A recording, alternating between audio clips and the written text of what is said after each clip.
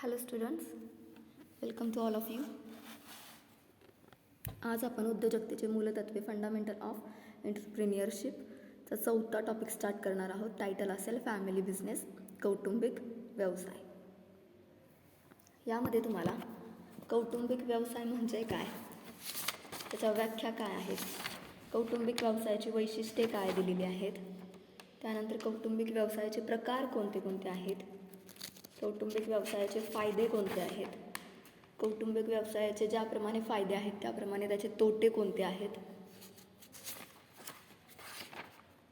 त्यानंतर भारतामध्ये कौटुंबिक व्यवसायासमोर कोणती कोणती आव्हाने आहेत किंवा त्यांना कोणते कोणते चॅलेंजेस फेस करावे लागतात. ओके, हे पॉईंट आपल्याला स्टडी करायचे आहेत. सो कौटुंबिक व्यवसाय यामध्ये तुम्हाला काय सांगितलं आहे, मानव आणि व्यवसाय यांचे सह अस्तित्व प्राचीन आहे. ओके, माणूस आणि व्यवसाय हे प्राचीन काळापासून चालत आले. समाजव्यवस्थेतील कुटुंब ही एक प्राचीन संस्था किंवा व्यवस्था आहे. बघा, समाजव्यवस्थेमध्ये कुटुंब ही एक प्राचीन संस्था किंवा व्यवस्था आहे. तर आर्थिक व्यवस्थेतील व्यवसाय ही एक प्राचीन व्यवस्था आहे. आर्थिक व्यवस्थेमधील ही व्यवसाय ही प्राचीन व्यवस्था आहे. त्यामुळे कौटुंबिक किंवा कुटुंब व्यवसायाचं अस्तित्व हे पुरातन आहे. लक्षात घ्या, कुटुंब व्यवसायाचं अस्तित्व कसं आहे, प्राचीन काळापासून चालत आलेलं आहे. त्यानंतर ज्याप्रमाणे सर्व सामाजिक आर्थिक व्यवसायांमध्ये काळानुसार चेंज होत गेले, बदल होत गेले आहेत, त्याप्रमाणे जे काही कौटुंबिक व्यवसाय होते ती कल्पनासुद्धा बदलत गेली. ओके, ज्याप्रमाणे बाकीचे जे व्यवसाय बदलत गेलेले आहेत त्याप्रमाणे कुटुंब व्यवसायसुद्धा काळानुसार काय झालं आहे, बदलत गेला आहे.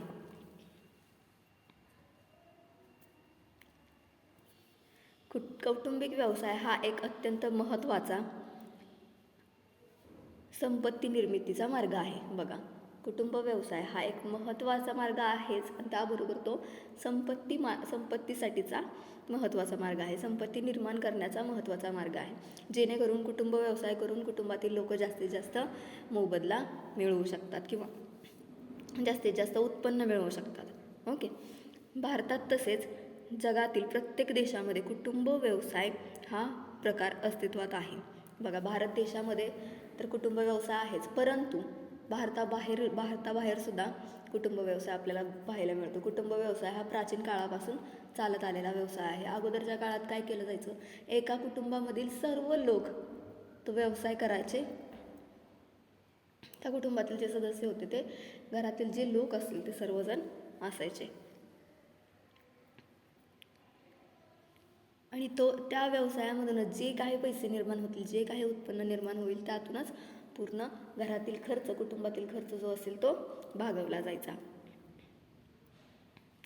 सुरुवातीला कुटुंब व्यवसाय हा लहान प्रमाणावर केला जात होता. ओके, घरातल्या घरात जेवढी घरातील लोक असतील, मेंबर्स असतील, तेवढ्यांना घेऊनच कुटुंब व्यवसाय अगोदरच्या काळामध्ये केला जात असायचा. तर सध्याच्या काळामध्ये मोठ्या प्रमाणातही हा व्यवसाय केला जातो. प्रत्येक देशाच्या अर्थव्यवस्थेमध्ये कौटुंबिक व्यवसायाचं महत्त्व हे अनन्यसाधारण आहे.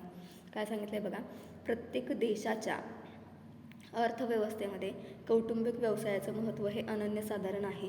कमी अधिक प्रमाणात प्रत्येक देशाच्या ढोबळ राष्ट्रीय उत्पन्नामध्ये, रोजगार निर्मितीमध्ये, निर्यातीमध्ये, मालकी हक्कामध्ये या व्यवसायाचं प्रमाण हे सर्वात जास्त आपल्याला दिसून येतं. हे प्रमाण 60% जास्त असते. काय सांगितलं आहे बघा, प्रत्येक देशाच्या अर्थव्यवस्था जी असेल त्या अर्थव्यवस्थेमध्ये कौटुंबिक व्यवसायाचं महत्त्व काय, अनन्यसाधारण आहे. कमी असो किंवा अधिक प्रमाणात असो, प्रत्येक देशाचं जे ढोबळ राष्ट्रीय उत्पन्न असेल त्या उत्पन्नामध्ये कुटुंब व्यवसायाचा हिस्सा असतो, त्याचं प्रमाण असतं. रोजगार निर्मितीमध्ये सुद्धा, त्यानंतर निर्यातीमध्ये, मालकी हक्कामध्ये या व्यवसायाचं प्रमाण हे काय आहे, सर्वात जास्त असतं.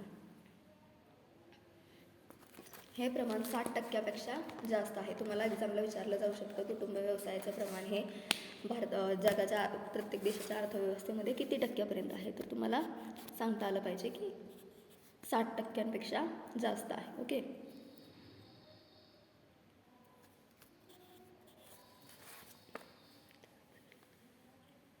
त्यामुळे कौटुंबिक आणि कुटुंब व्यवसाय ही संकल्पना व्यवस्था समजून घेणं अतिशय महत्त्वाचं आहे. तर कुटुंब व्यवसाय व्याख्या आणि अर्थ यामध्ये तुम्हाला काय सांगितलं आहे, definitions and meaning of family business. So कौटुंबिक व्यवसाय ही संकल्पना व्यवहारामध्ये रूढ आहे, ती सर्वांच्या परिचयाची आहे. ओके, कुटुंब व्यवसाय ही व्यवहारामध्ये आहे, कुटुंब व्यवसाय ही संकल्पना व्यवहारामध्ये वापरली जाते, त्याचबरोबर ती सर्वांच्या माहितीची आहे. परंतु अभ्यासाच्या दृष्टीने ती समजावून घेण्यासाठी वेगवेगळ्या तज्ज्ञांनी त्याचा विचार करून वेगवेगळ्या व्याख्या मांडलेल्या आहेत. व्यवहारामध्ये कौटुंबिक व्यवसाय या संकल्पनेशी समांतर अनेक संकल्पना रूढ आहेत. त्यामध्ये कौटुंबिक व्यावसायिक कुटुंबे, घराणी, औद्योगिक कुटुंबे किंवा घराणी जी असतील ती इत्यादीचा समावेश होत असतो. भारतामध्ये अनेक प्रकारचे व्यवसाय कुटुंबाकडून वंशपरंपरेने चालवले जातात.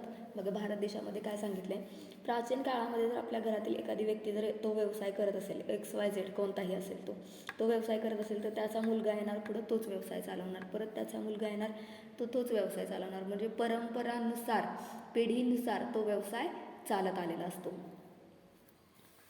जसे असं बघा, जे कुटीर उद्योग असतील, कुटीर उद्योग आहेत ते म्हणजेच कौटुंबिक व्यवसाय असा मर्यादित अर्थसंकल्पनेचा नाही. काय सांगितले, भारतामध्ये अनेक प्रकारचे व्यवसाय कुटुंबाकडून वंशपरंपरेने पिढीनुसार चालवले जात असतात. ते लहान प्रमाणावर असतात. आता लहान प्रमाणावर असतात म्हणजे असे जे की कुटीर उद्योग आहेत बघा, जे की पिढीने पिढी चालवले जात असतात, परंपरेनुसार, वंशपरंपरेनुसार चालवले जातात. असे कुटीर उद्योग जे असतील ते कुटीर उद्योग म्हणजेच कौटुंबिक व्यवसाय असा मर्यादित अर्थसंकल्पनेचा इथं होत नाही.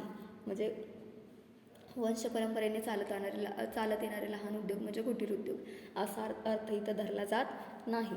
कौटुंबिक व्यवसाय या संकल्पनेच्या दोन निकषाच्या आधारे व्याख्या केल्या जातात. ते निकष म्हणजे कौटुंबिक व्यवसायाची रचना, मांडणी आणि कौटुंबिक व्यवसायाची कार्यप्रणाली. बघा, कुटुंब व्यवसायाच्या व्याख्या दोन निकषानुसार मांडल्या गेल्यात. तुम्हाला विचारलं जाऊ शकतं एक्झामला, मग निकष कोणते कोणते आहेत? तर पहिला निकष आहे कुटुंब व्यवसायाचं स्ट्रक्चर तुमचं कशा पद्धतीचं आहे, तुमची कुटुंब व्यवसायाची मांडणी कशा पद्धतीची आहे, त्याची रचना कशा पद्धतीची आहे. त्यानंतर कुटुंब व्यवसायाची कार्यप्रणाली म्हणजे कुटुंब व्यवसायाची जी प्रोसेस आहे ती प्रोसेस तुमची कशा पद्धतीची आहे. हे दोन निकष आहेत आणि ह्या दोन निकषाच्या आधारे कुटुंब व्यवसायाच्या व्याख्या मांडल्या गेल्यात. सो लक्षात घ्या, कुटुंब व्यवसाय संकल्पनेच्या व्याख्या दोन निकषाच्या आधारे मांडल्या गेल्यात. त्यामध्ये पहिला निकष आहे तो म्हणजे की तुमचा जो कुटुंब व्यवसाय आहे त्याचे स्ट्रक्चर कसं आहे, त्याची रचना कशी आहे, त्याची मांडणी कशी आहे. त्यानंतर दुसरा निकष म्हणजे तुमचा जो कुटुंब व्यवसाय आहे त्या व्यवसायाची कार्यप्रणाली, त्याची प्रोसेस कशी आहे. ओके, ह्या दोन निकष विचारात घेऊन कुटुंब व्यवसायाची व्याख्या केली गेली आहे. सो पहिली व्याख्या तुम्हाला सांगितली आहे, पहिल्या व्याख्यामध्ये तुम्हाला सांगितलं आहे अकॉर्डिंग टू बेरी. लक्षात घ्या, अकॉर्डिंग टू बेरी यांच्या मते व्याख्या काय आहे, ज्या व्यवसायाची मालकी व नियंत्रण एकाच कुटुंबातील सदस्याकडे असते त्यास कौटुंबिक व्यवसाय असे म्हणतात. काय सांगितलं आहे, ज्या व्यवसायाची मालकी व नियंत्रण हे एकाच कुटुंबातील सदस्याकडे असते त्याला कुटुंब व्यवसाय म्हणतात. बघा, लक्षात घ्या काय सांगितले व्याख्या, अकॉर्डिंग टू बेरी यांच्या मतानुसार कुटुंब व्यवसाय म्हणजे की ज्या व्यवसायाची मालकी व नियंत्रण हे एकाच कुटुंबातील सदस्याकडे असते. आता एखादा व्यवसाय आहे, त्या व्यवसायामध्ये 4 मेंबर्स असतील कुटुंबामधील काम करणारे आणि त्या कुटुंबातील 4 मेंबर्समध्ये त्या व्यवसायाची मालकी ही कुटुंबातील एका सदस्याकडे आणि त्याच सदस्याकडे त्या व्यवसायाचं नियंत्रण जर असेल तर त्याला तिथं कौटुंबिक व्यवसाय असं म्हणलं जातं. असं मत आहे कुणाचं, तर बेरी यांचं. बेरींनी व्याख्या केली आहे. बेरी यांच्या मते ज्या व्यवसायाची मालकी व नियंत्रण हे एकाच कुटुंबातील सदस्यांकडे असतं त्याला कौटुंबिक व्यवसाय असे म्हणले जाते किंवा कौटुंबिक व्यवसाय असं म्हणतात. Okay, ownership control by the members of a single family. Then second definitions according to Rosenblatt व इतर. अकॉर्डिंग टू रोसेनब्लाट और ऑदर्स. काय सांगितलं यांनी, ज्या व्यवसायाच्या मालकी हक्कापैकी बहुसंख्य हिस्सा एकाच कुटुंबाकडे असतो आणि या कुटुंबातील किमान 2 सदस्यांचा तरी कामकाजामध्ये प्रत्यक्ष सहभाग असतो त्या व्यवसाय कौटुंबिक त्या व्यवसायास कौटुंबिक व्यवसाय असे म्हणतात. बघा, कुणाच्या मते रोसेनब्लास्ट यांच्या मते कौटुंबिक व्यवसाय म्हणजे काय, तर ज्या व्यवसायाच्या मालकी हक्कापैकी बहुसंख्य हिस्सा एका कुटुंबाकडे असतो आणि या कुटुंबातील किमान 2 सदस्याचा तरी त्या कामकाजामध्ये प्रत्यक्ष सहभाग असतो, याच कुटुंब व्यवसाय म्हटलं जातं. आता एखादा व्यवसाय आहे, त्यामध्ये 5 मेंबर्स आहेत, फॅमिली बिझनेस त्या कौटुंबिक व्यवसायामध्ये बघा किती 5 मेंबर्स आहेत आणि त्यामध्ये जो काही मालकी हक्क असणार आहे तो एका व्यक्तीकडे असणार आहे घरातील, परंतु मालकी हक्क त्याच्याकडे असून चालणार नाही, तर घरातील 2 लोकसुद्धा त्या व्यवसायामध्ये प्रत्यक्ष सहभाग घेणारी असली पाहिजेत, प्रत्यक्ष कामकाज करणारी असली पाहिजेत, तेव्हाच त्याला काय म्हटलं जाईल, कौटुंबिक व्यवसाय म्हटलं जाईल, असं मत आहे रोसेनब्लाट यांचं. ओके, देन इंग्लिशमध्ये तुम्हाला काय सांगितलं, according to Rosenblatt and others, majority ownership by a single family and direct involvement by at least 2 members in its operation. Okay, listen carefully. काय सांगितले तुम्हाला, according to Rosenblatt and others, majority ownership by a single family and direct involvement by at least 2 members in its operation. बघा, मालकी हक्क कुटुंबातील व्यक्तीकडे असून चालणार आहे का त्या व्यवसायामध्ये, तर नाही, कमीत कमी त्या कुटुंबातील 2 सदस्य त्या व्यवसायामध्ये काम करण्यात असणारी पाहिजेत. ओके, तेव्हा त्याला काय म्हणता येईल, कौटुंबिक व्यवसाय असं म्हणता येईल. देन थर्ड सांगितलं तुम्हाला, थर्ड डेफिनेशन आहे Leech and other. According to Leech and other यांनी काय सांगितलं, ज्या व्यवसायाच्या मालकी हक्कापैकी 50% अधिक मालकी हक्क भाग एका कुटुंबाकडे असतात. काय सांगितलं, ज्या व्यवसायाच्या मालकी हक्कापैकी 50% अधिक मालकी हक्क भाग एकाच कुटुंबाकडे असतात, तसेच संस्थेच्या वरिष्ठ व्यवस्थापनातील अधिक हिस्सा त्या कुटुंबाकडे असतो, त्या व्यवसायास कौटुंबिक व्यवसाय असे म्हणतात. Okay, single family effectively controls firm through the ownership of greater than 50% of the voting shares. A significant portion of the firm's senior management is drawn from the same family. Okay, काय सांगितले, ज्या व्यवसायाच्या मालकी हक्कापैकी 50% जास्त मालकी हक्क एका कुटुंबाकडे असतात, तसेच संस्थेच्या वरिष्ठ व्यवस्थापनातील जास्तीत जास्त हिस्सा हा त्या कुटुंबाकडे असतो, त्यास व्यवसाय कौटुंबिक व्यवसाय असं म्हटलं जातं. ओके,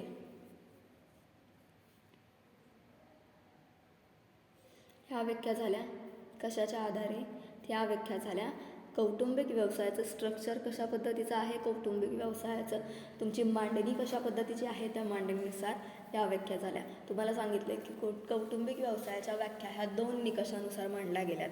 ओके, पहिला निकष आहे की तुमच्या कुटुंब व्यवसायाचं स्ट्रक्चर कशा पद्धतीचं आहे. देन सेकंड निकष आहे तो म्हणजे की तुमचा कुटुंब व्यवसाय जो आहे त्या कुटुंब व्यवसायाचं प्रोसेस कशा पद्धतीची आहे. ओके, आता आपण 3 व्याख्या पाहिल्या. पहिली होती बेरी यांची, दुसरी होती रोसेनब्लाट यांची आणि तिसरी होती लीच यांची. ओके, सो तिन्ही व्याख्या तुम्हाला ज्या सांगितल्या गेल्या त्या व्याख्या तुमचा कौटुंबिक व्यवसाय कशा पद्धतीनं तुम्ही मांडला आहे, त्याची रचना कशा पद्धतीची आहे, त्याचं स्ट्रक्चर कशा पद्धतीचं आहे, त्यानुसार त्या 3 डेफिनेशन्स होत्या, व्याख्या होत्या. ओके, देन सेकंड निकष आहे तो म्हणजे तुमच्या व्यवसायाची प्रोसेस कशी आहे, कार्यप्रणाली कशी आहे. आता त्या कार्यप्रणालीनुसार किती व्याख्या दिल्या तुम्हाला, कार्यप्रणालीनुसार तुम्हाला कौटुंबिक व्यवसायाच्या 2 व्याख्या 2 डेफिनेशन एक्सप्लेन करायच्या आहेत. सो त्यामध्ये पहिली आहे अकॉर्डिंग टू डोनेल यांच्या मतानुसार आणि दुसरी आहे ती म्हणजे पी डेव्हिस यांच्या मतानुसार.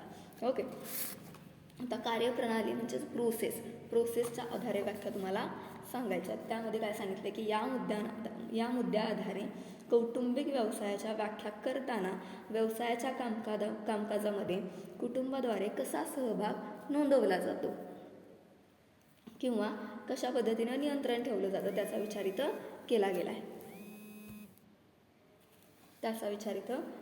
तर पहिली व्याख्या आहे डोनेल यांच्या मतानुसार अकॉर्डिंग टू डोनेल. आता यांनी काय सांगितले, कौटुंबिक व्यवसाय म्हणजे अशी संस्था आहे की जिच्या कामकाजाशी एखाद्या कुटुंबातील कमीत कमी 2 पिढ्या तरी जोडल्या गेल्या आहेत आणि आणि संस्थेची धोरणे व कुटुंबाची उद्दिष्टे, आवड परस्परांवर परिणाम करत असतात.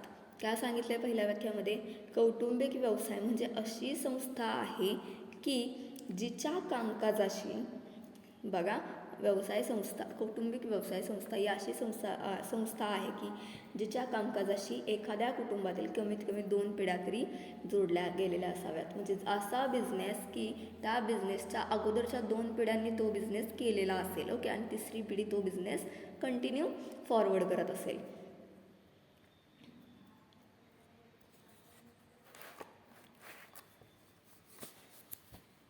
Family business is a firm which has been closely identified with at least 2 generations of a family, and when this link has had a mutual influence on company policy and on the interest and objectives of the family.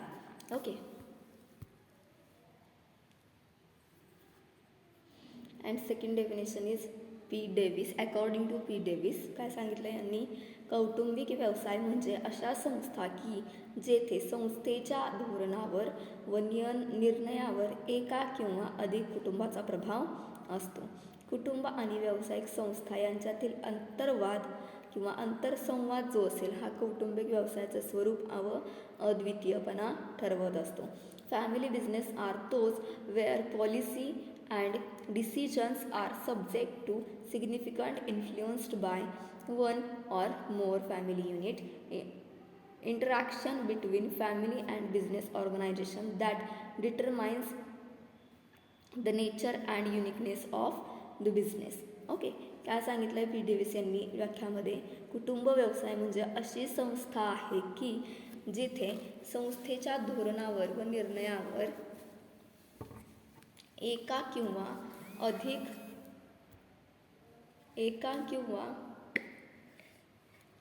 अधिक कुटुंबाचा प्रभाव असतो.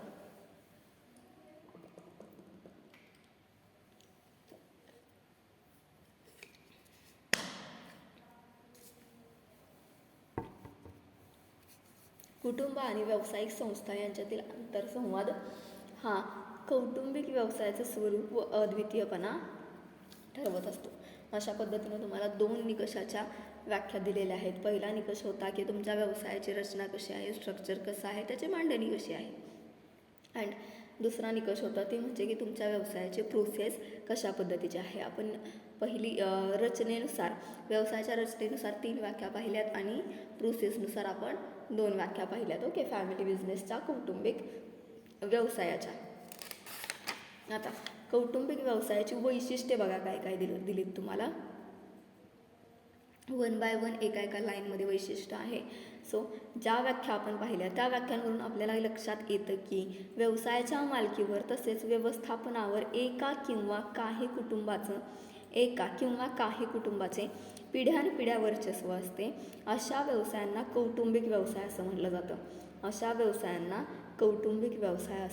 म्हटलं जातं. बघा काय सांगितलं आहे आपल्याला, काय लक्षात येतं की व्यवसायाच्या मालकीवर तसेच व्यवस्थापनावर काही कुटुंबाचं पिढ्यानपिढ्या ज्या वेळेला वर्चस्व असतं त्यावेळेला अशा व्यवसायांना कुटुंब व्यवसाय असं म्हटलं जातं. आता त्याची वैशिष्ट्ये तुम्हाला, पहिलं वैशिष्ट्य आहे एका किंवा काही कुटुंबातील सदस्य मिळून व्यावसायिक संस्था स्थापन करतात व चालवत असतात. काय सांगितलं? एका किंवा काही कुटुंबातील जे सदस्य असतील ते सदस्य मिळून व्यावसायिक संस्था काय करत असतात? स्थापन करत असतात, त्या संस्था चालवत असतात.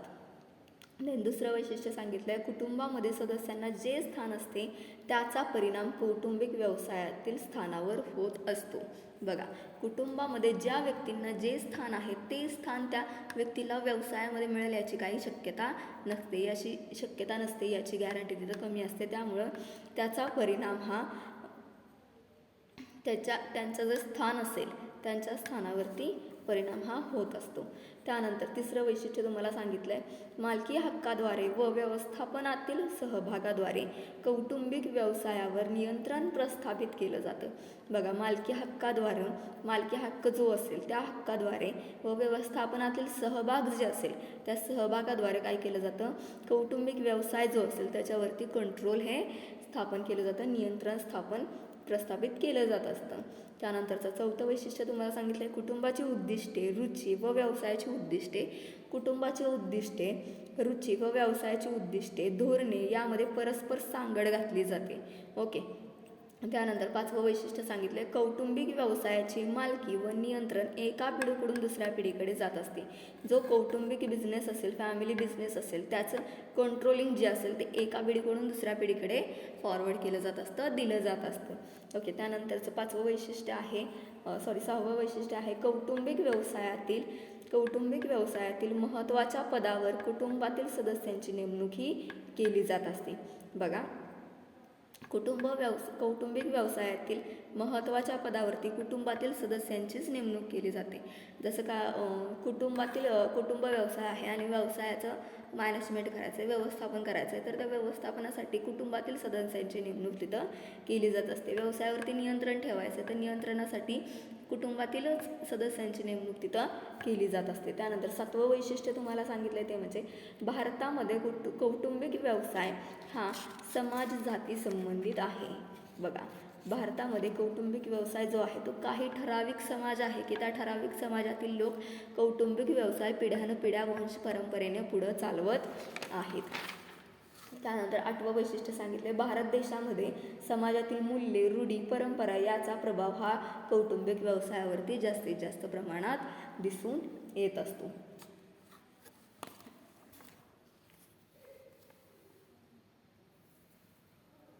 ओके. सो या पद्धतीने आपण काय काय पाहिलं आहे, कुटुंब व्यवसाय म्हणजे काय, कुटुंब व्यवसायाच्या डेफिनेशन्स काय आहेत, डेफिनेशन्स आपण त्याच्या व्याख्या आपण 2 निकषाच्या आधारे पाहिली. पहिला निकष म्हणजे की कुटुंब व्यवसायाचं स्ट्रक्चर कशा पद्धतीनं असलं पाहिजे, कुटुंब व्यवसायाची रचना कशा पद्धतीनं असली पाहिजे, त्याची मांडणी कशा पद्धतीने असली पाहिजे. आणि दुसरा निकष म्हणजे कुटुंब व्यवसायाची तुमची कार्यप्रणाली कशा पद्धतीची आहे, तुमची त्याची प्रोसेस कशा पद्धतीची आहे. 3 व्याख्या आपण पाहिल्या. कुटुंब व्यवसायाचे स्ट्रक्चर कशा पद्धतीने आहे त्याचं, त्यामध्ये कुणाच्या मते बेरी यांच्या मतानुसार एक डेफिनेशन पाहिली, दुसरी डेफिनेशन रोसेनब्लाट यांच्या मते पाहिली आणि तिसरी डेफिनेशन आपण लीज यांच्या मतानुसार पाहिली. ओके. त्यानंतर प्रोसेसनुसार कार्यप्रणालीच्या आधारे ज्या डेफिनेशन्स आपण पाहिल्या त्यामध्ये पहिली डेफिनेशन आपण पाहिली प्रोफेसर डोनेल यांच्या मतानुसार आणि दुसरी डेफिनेशन आपण पाहिली पी डेव्हिस यांच्या मतानुसार. त्यानंतर व्यवसायाची वैशिष्ट्ये आपण पाहिली. व्यवसायाची वैशिष्ट्ये मे बी 7 to 8 वैशिष्ट्ये आपण इथं पाहिलेली आहेत. ओके. सो नेक्स्ट लेक्चरला आपण यामधील नेक्स्ट पॉईंट बघूयात जो असेल तो. ओके. कौटुंबिक व्यवसायाचे प्रकार हा पॉईंट आपण नेक्स्ट लेक्चरमध्ये बघूयात. ओके.